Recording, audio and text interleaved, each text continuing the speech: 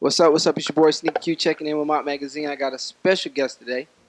Love and Hip Hop New York reality star, the R&B princess, the official twerk queen, Jhonni Blaze is in the building.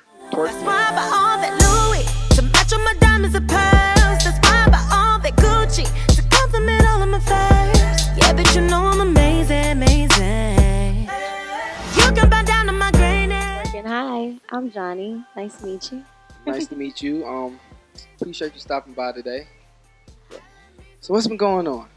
Working, changing, progression, positive things, EP, new people in my life, new management, new things going on. Dope. So let's talk about your progression. Let's talk about some of your growth.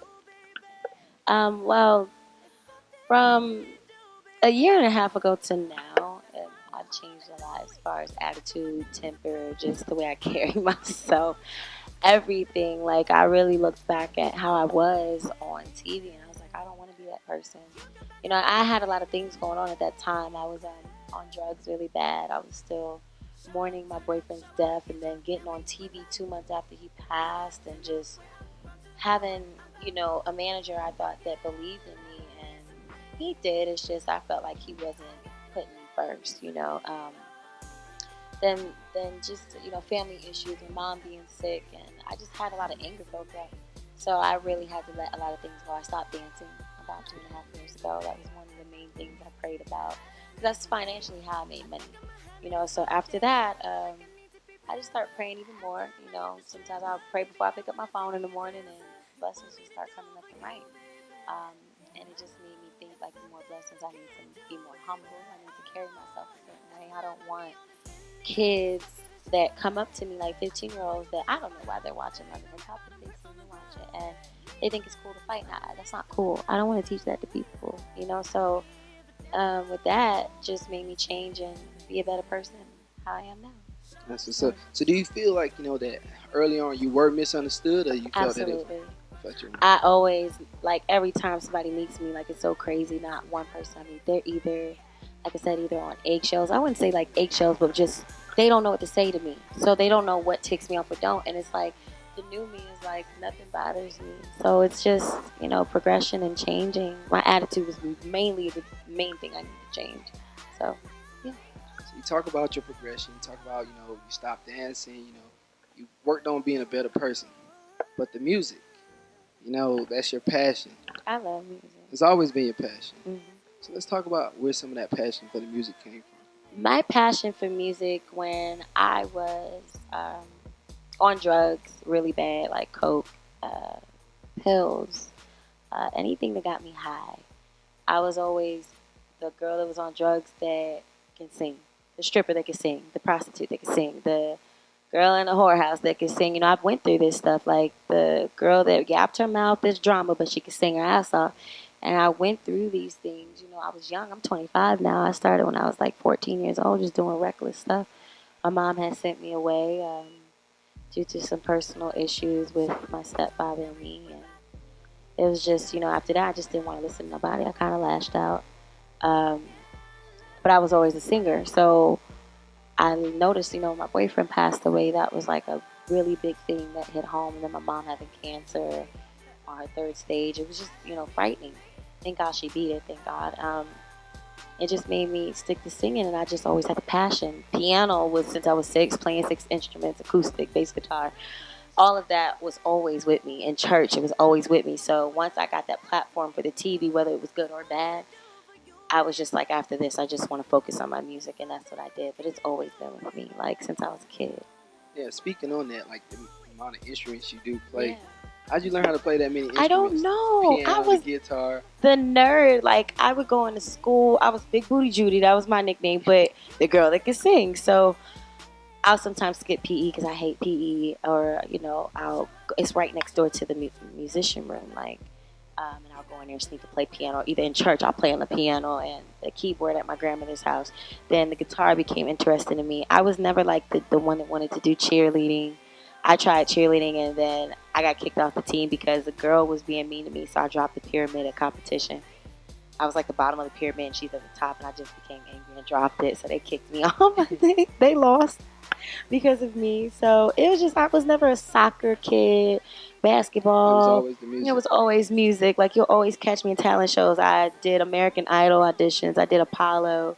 I did, just different things that consist of music, so. So let's talk about, you were denied. You were trying to get into Juilliard School of Arts, and you were denied. I was trying to drumline it.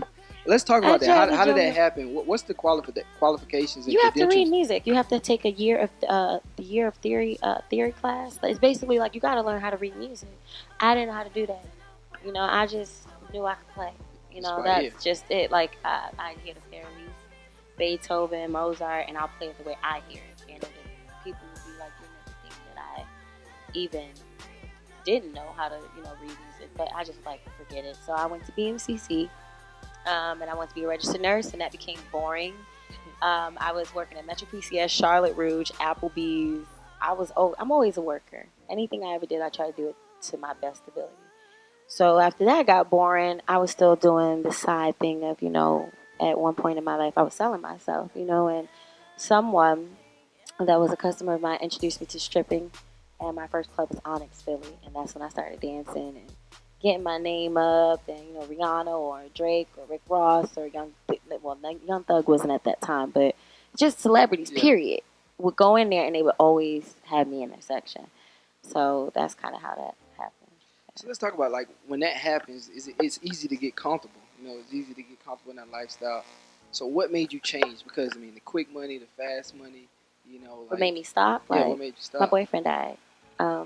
My boyfriend was, people always encouraged me to do music, but he was like everything to me. Like, that was the first guy I felt like, oh, I'm going to marry this dude. I'm going to have kids, and I'm going to stop dancing, and I'm going to be happy. And he was shot on Christmas 9 times. Multiple times, up to 9 times.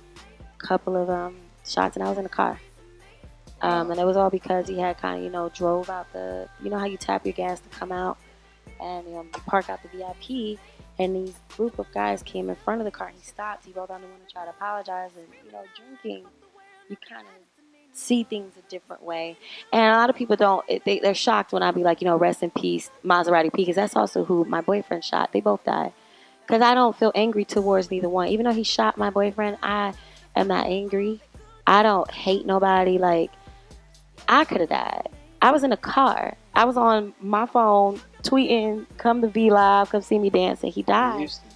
He died, and it took a lot out of me. I wanted to commit suicide. I wanted to just, end my life, because it was like I missed him. Like, I didn't understand how you can lose somebody like that, and I watched that. So it taunted me. Like, it just was terrible.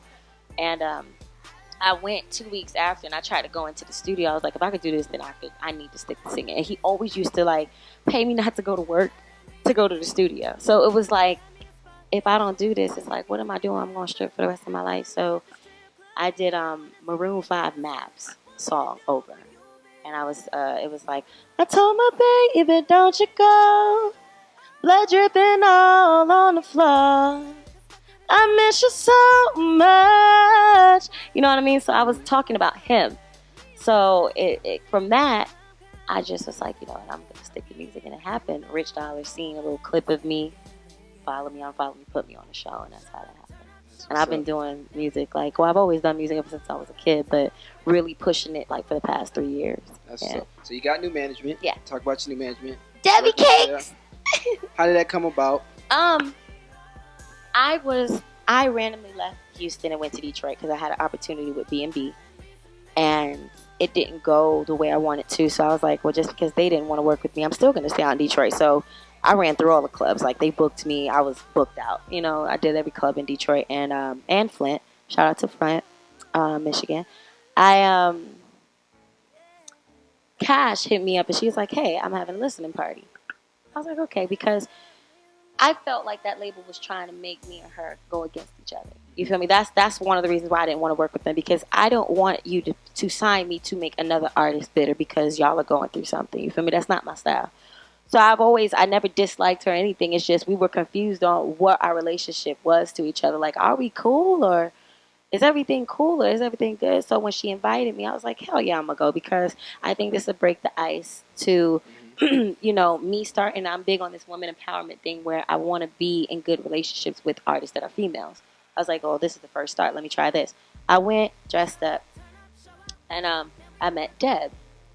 Actually, somebody tapped and was like, Johnny's here, and she was just shocked, and it was like so overwhelming. I just cried. Like, I was really happy to meet somebody like her, because I felt like if I can, build a relationship with her, and then I'm building a relationship with Cash, and I know she's with her and stuff, that possibly maybe she'll manage me, and it trickled down to everything being pretty cool, and that's how it happened. How long have you been under her management? I'd say like what was Cash Doll listening 3 months ago, but I think fully where she's been working with me like for a month. It's been a month where we've really been trying to structure me. Not trying, we've been structuring me for EP in June. We're trying to do that, and not trying, we're gonna do that, and some other things that I can't say, but it's exciting. Can't give us an exclusive? I can't give you an exclusive, but you are working on an EP. I am working on an EP. So is it gonna be consistent of regular my songs, life? Or be mixed, or? It's really my life, and I noticed my life is like a lot of other people's lives in the world.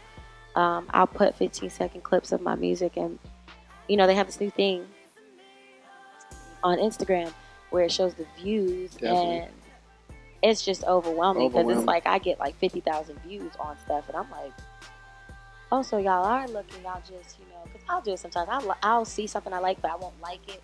And it's not because I hate it or anything or being a hater. It's just I see it and I scroll through it. Yeah. So when natural reaction. When I see the comments, it's like, oh, they really do love these songs, and they can relate. So I just want to put out great music that people can relate to and love themselves and get over. If it's a heartbreak, if you're mad at somebody, if you're feeling sexy, if you want to talk about sex, if you want to talk about whatever you feel or going through. That's what my music is. So let's talk about the writing. Do you write some portion of music? I write and I compose. I engineer here and there, produce. Okay. Yeah, I do it all. I'm just intrigued by it. Now, engineering is a little bit hard for me. I know how to do the space bar and the letter R where you record, I think, for the exit button. So on this EP that you going to release in June, how much writing have you done on it? So far, our goal is to do 30 songs. I've been working for the past 2 weeks. I got 8 songs done so far, so we still got a way to go. You going to put 30 songs on the EP? No. See, what I did is I'm going to do 30 so we can pick from them. Okay. And I forgot the question. Did you ask me? Because I was so excited. How much of the writing did you did on it? Most of, I would say, for the 8 songs, probably 70% of it. Okay. Yeah, I write. I mostly, before I started working with the Atlanta people like Kid Class and Blanco and stuff, and my Houston production team too, Jada and TA, Fred and Dre Tobin. I just always been a writer. I love writing. I love poetry. I love just writing, point blank, period. Because nobody can't write your story like you. Exactly. Somebody can explain your story if you explain it to them, but can't nobody write your story like you. Exactly. You know what I mean? So what's your thought process though? Like, tell me your process. When you go in the studio and you're about to write a song, you need what's crazy? No, I used to be a big drinker, but due to when I was on drugs a lot, I try to slow down on that, so I drink like wine. Okay. I don't really do it. I have candles. I love candles. Okay. That's my mindset. And my feeling, I could be broken. I could be heartbroken, and I will make a happy song. Like nothing, unless something has really broke me down, I won't even go to the studio. But I'm just a random type of person. I'll come in, I'll write a happy song. But you're sad, Johnny. That's okay. Let's do a happy song. Somebody might need a happy song in this world. So that's kind of how I work. That's what's up. So EP coming in June. Are you going to be on the show again? Or what's the situation? We don't know. I don't know. Still up in the air? Still up in the air, yes. How's that experience, though? Like, is it I know it's wonderful. People always ask me, like, do you have a script? No. I can't speak for everybody else, but for me, no. I never needed a script because I'm going to stay true to myself. If I'm goofy and outgoing and I like to crack jokes, shoot, if I want to pick my nose if I want to, that's just me, then that's what the world going to have to love, or you either hate it. You know what I mean? So it worked for me. That's what worked for me on TV, is me being myself. So it's not hard at all for me. That's what's up. Before we get out here, I want you to tell the people, Jhonni Blaze as the person, what is something that you want people to know about you that you don't think people know? I'm not really concerned about what people think of me. Because if you think that way, then you're going to be stuck in a box. You know what I mean? What I want people to see is still that same person that was on TV. That's me before. Yeah, I mean, I'm not going to sit here and be like, oh, that's not me. Yes, that was me, but I'm a better person. I just want them to see the happiness that I have in my life and the talent that I have. You know, that's the only thing that they haven't seen as much, and how hard I go just as much as any other upcoming artist or artist. Um, The talent that's is out. definitely there. Thank you. The voice is, Thank just you. as good as it's as good as anybody out right now. Thank you. I appreciate Like you it. said, it's just to get the world to It's see a it. matter of time, you know. It's only a matter of People time. gotta accept certain things. It's only a matter of time. And Jhonni, we Yeah. appreciate you. Thank you. Thanks again for stopping I by. appreciate it. Thank you best so of much. luck. We're gonna be checking for you. Okay, wonderful. EP coming in June. Yes, EP is coming. It's supposed to be the best thing out. Yeah, hopefully. I hope I like it. I really do. I put a lot of time into it. A lot of my pain is in my music, so I just hope you enjoy it like how I do. That's what's up. Drop your Instagram, all your social media, where they can follow you. So my 40th account on Instagram, which is the real Jhonni Blaze Does, TheRealJhonniBlazeDuh, and my Snapchat is the Jhonni Blaze. My Twitter was hacked last week, the week before, and one before that, so no Twitter. Facebook is Japel Jackson, which is my real name. So that's JZAPAL and Jackson. And then Periscope is the Jhonni Blaze. I think that's everything. That's everything. Yeah. That's everything. Yeah. Like I said, best of luck. It's your boy SneakerQue, My Magazine, Jhonni Blaze. Until next time. Thank you. Peace.